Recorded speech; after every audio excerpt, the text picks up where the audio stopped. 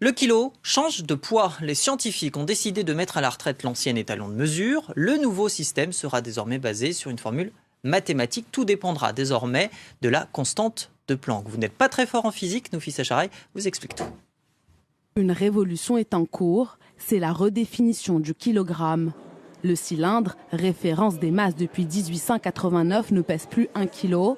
Il aurait perdu l'équivalent d'une empreinte de doigt. Résultat, ces scientifiques réunis à Paris ont voté à l'unanimité pour une nouvelle formule de physique quantique plus exacte. Les impacts immédiats seront visibles dans les prochaines décennies. Ce sera des impacts à des fins scientifiques.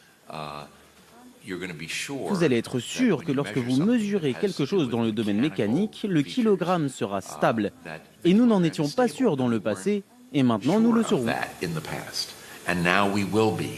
Depuis 30 ans, dans les sous-sols des laboratoires, les métrologues ont réfléchi, mouliné, expérimenté pour arriver à cette conclusion.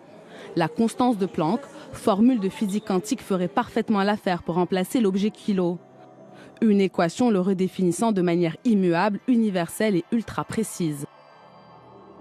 On peut avoir à mesurer des masses de 1 mg dans les domaines de la dosimétrie, dans l'industrie pharmaceutique, avec de très grandes précisions.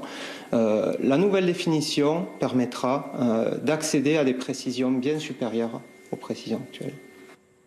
3 autres unités de mesure vont également être redéfinies, l'ampère, le kelvin et la mole, de quoi ouvrir la voie à de nouveaux progrès scientifiques et technologiques.